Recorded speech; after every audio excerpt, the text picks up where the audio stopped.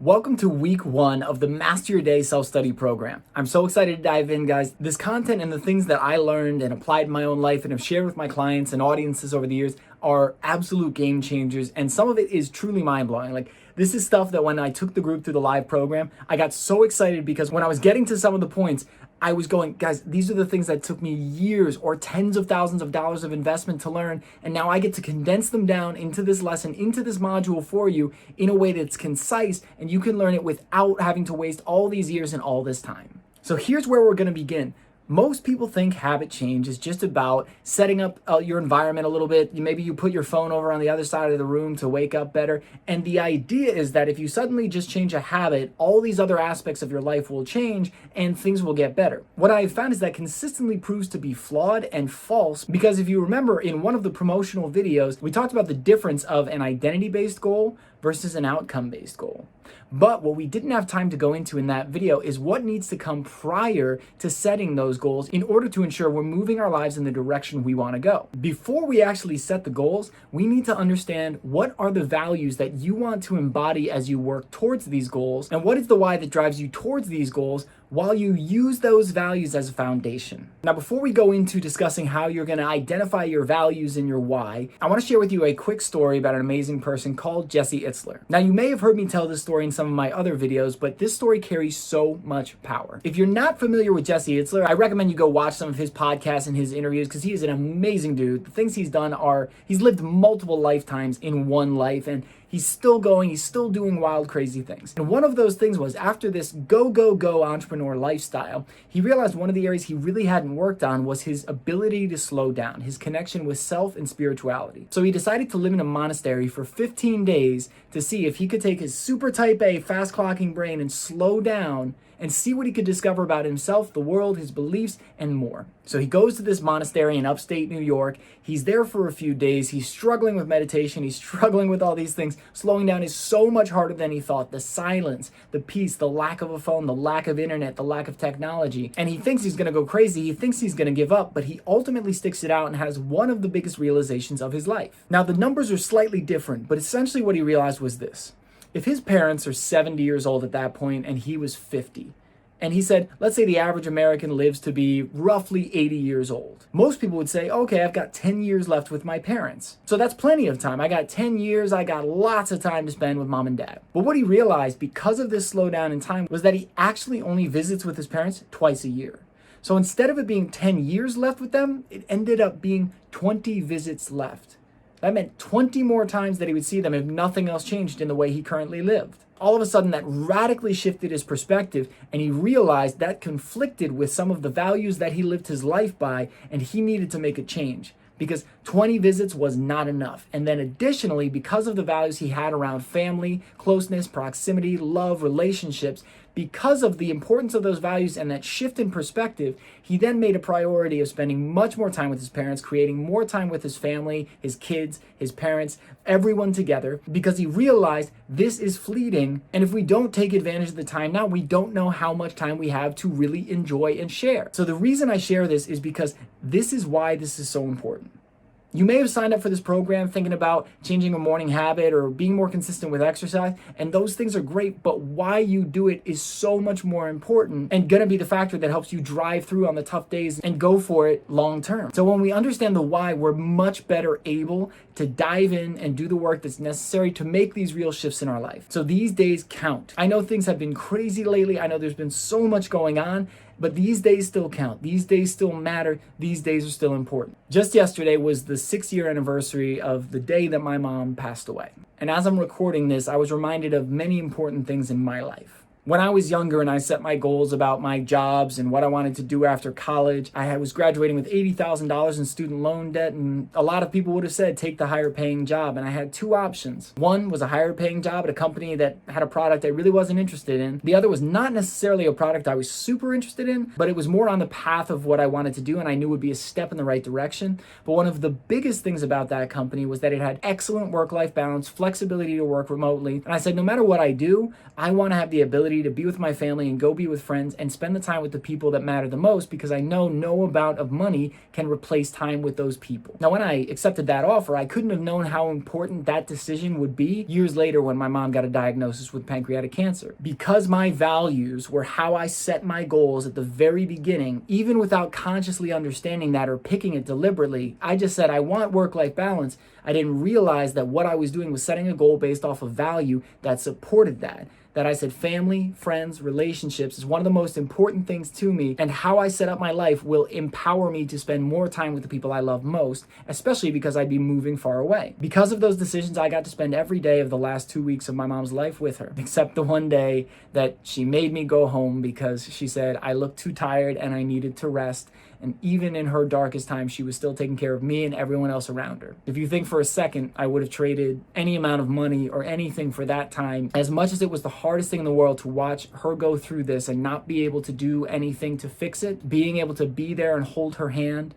and talk to her and love her through it was the most important thing I could have done in the world at that time. As of the recording of this, it is the day after the 6-year anniversary of her passing. And one of the promises that my dad, my brother, and I made to each other when we knew that my mom was going to pass, we said, we're not going to let this make us hate life, and we're going to use what we learned to help people. My mom shared more love with me in the time that she was alive than I think a lot of people share with 20 people. So what I decided was part of my mission on this planet is to share that love with people, and a big part of that is this video and this program. I realize there's only so many people that I can meet one-on-one or at live events, and I want to make sure that we get as much of this love, this knowledge, this information to transform out to the world as possible. And what I'm going to challenge you to do is, as you learn this, teach it to a friend, teach it to someone nearby, share what you learned, give somebody a call and say, hey, this is what I learned in my program, because then you act as a multiplier in this world. Then your growth and your progression and your journey of transformation helps to impact and affect others around you, which is one of the most incredible things. And guys,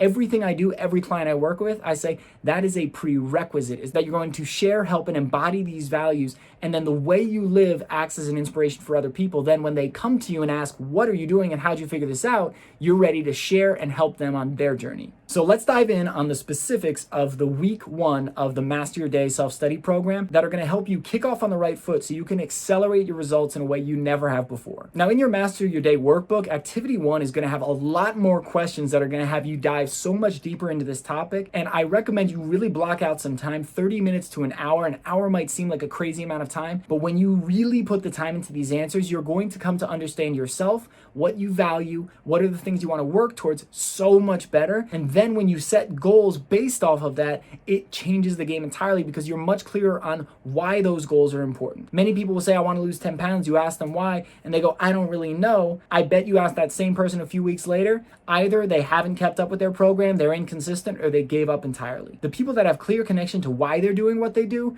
have a far greater probability of overcoming the adversity in making those changes and staying consistent. So of the questions in that activity, I'm going to just go over a few and why they're so important and critical and how they link together in helping you get a better understanding of yourself, your values, and what matters to you, so that in our next video, we can talk about how to effectively set goals to achieve those things and embody those values and live that life. The first question is, what would you do if you knew you would succeed? Most people don't even think about what they're actually capable of if they went for it, if they just decided to play full out. Many times people will dismiss their ability to achieve a result before they even give it a try, before they even think about how they might do it. So in this question, you're gonna list out all these things that you wanna do. It can be anything. Go, where do you wanna travel? Who do you wanna meet? Where do you wanna go? What do you wanna have? What do you wanna do? Go big, go crazy. Allow yourself to dream in a way that you haven't before. Most people will put restrictors on their dreams thinking, well, that's not realistic. I'll never meet that person. I'll never start that business. I'll never write that book.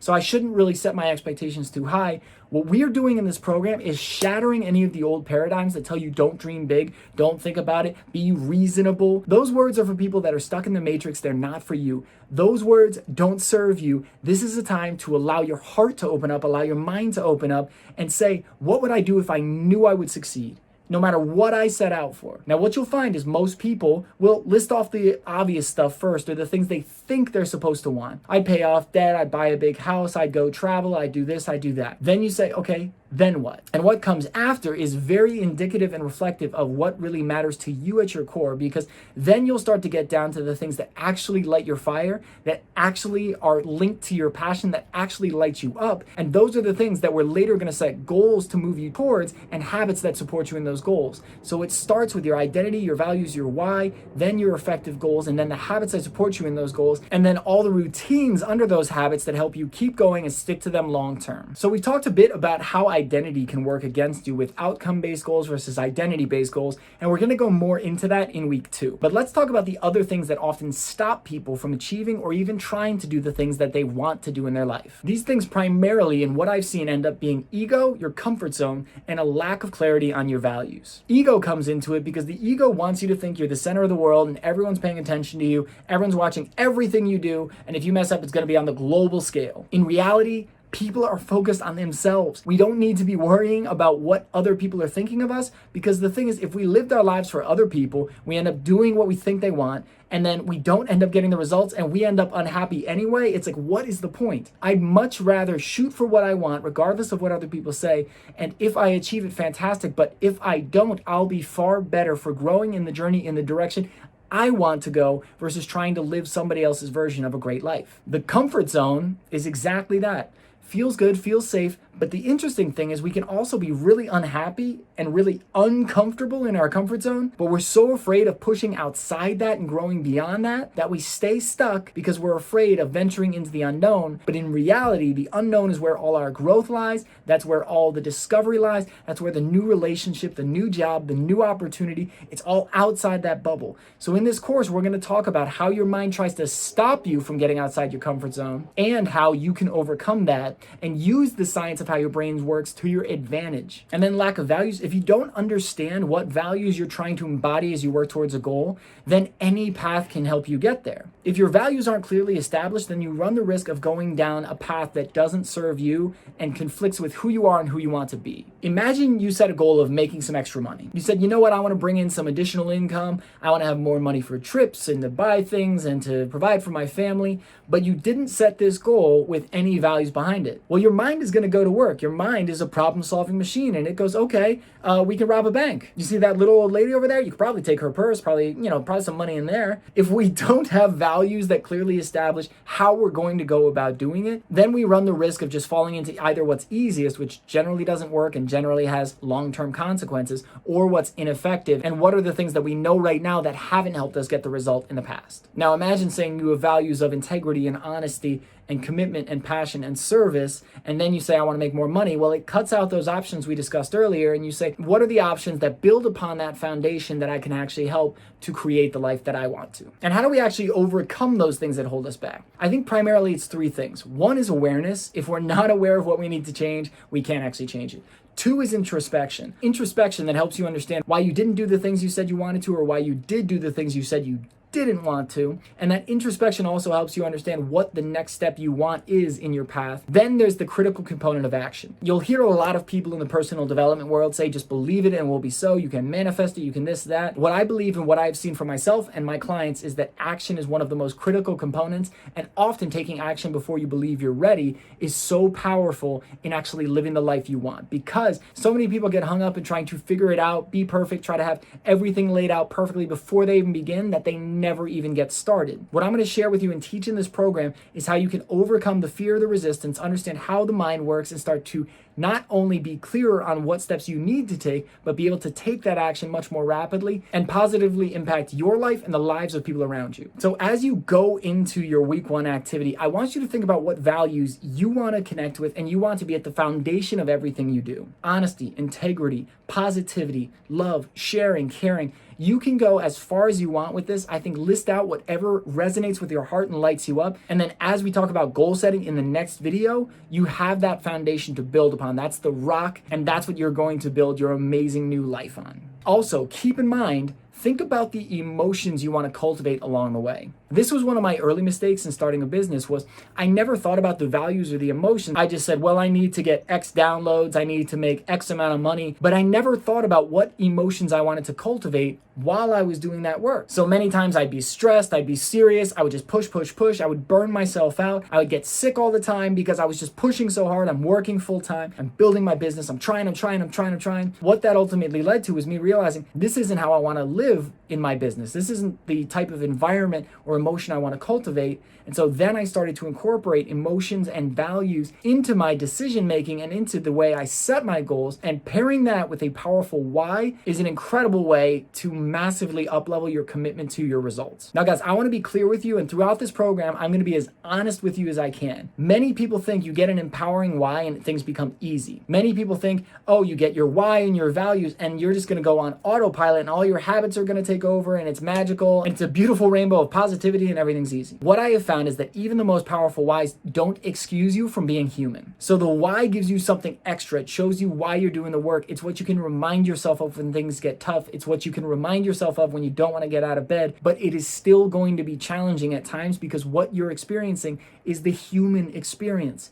We have ups and downs. We are tired some days. We have good days and bad days, and that's all going to be a part of this ride. So the why is going to help you. The values are going to help you. I'm also going to share with you how to overcome those things and to be productive and take the steps towards your goals, even on those days you don't feel like it. But don't make the mistake I did of thinking that at some point you're going to write down a why that's so empowering that everything suddenly becomes easy. You're going to have adversity. You're going to have obstacles to overcome. You're going to have to face your shadow and drive through the things that have held you back in the past. And what I'm going to give you in this program is the things to help you do that work and to hold up that battering ram to push through those walls that have stopped you in the past. Now, the why activity is super powerful and a great way to start. Be sure to download the PDF of the Master Your Day Week 1 workbook, and you'll be able to dive in and do your activity. Now, feel free. You can handwrite it. You can type it, whatever works best for you, but keep it nearby because this is something you're going to reference throughout the course of the program. Additionally, each week I'm going to share with you a challenge, something fun, something that ensures you're connecting with those things that are greater than you, and something that helps you spread light and love because, guys, everything I do is connected with some form of service, connection, and love because that's what I want to share with the world, and that's what I want to help people share with others. So this week, your extra bonus challenge that's going to be included in your workbook as well is to send a letter to someone you love. Because one of the questions in the workbook is, who are you trying to make proud most? Who is the person that it is most important that you make proud in your life? Now just think about how much that person means to you and how much it would mean to get a handwritten letter. And guys, not an email, a handwritten letter from you telling them how much they mean to you, how much they've impacted your life. I've done this live with people in person, having them text. I've had clients do it. It is incredible what you will find, the feeling that you will get sending it, the feeling they'll get receiving it, and the feeling you'll get to share when they tell you about it. It is incredible. So as we go through this, your journey is going to be working on you and sharing and connecting with the people around you so that you can continue this and create and cultivate your environment so that you have those wonderful quality people close to you that you can help them and they can help you in this journey. So guys, I'm with you in this ride. I'm going to help you through every step, and I can't wait to continue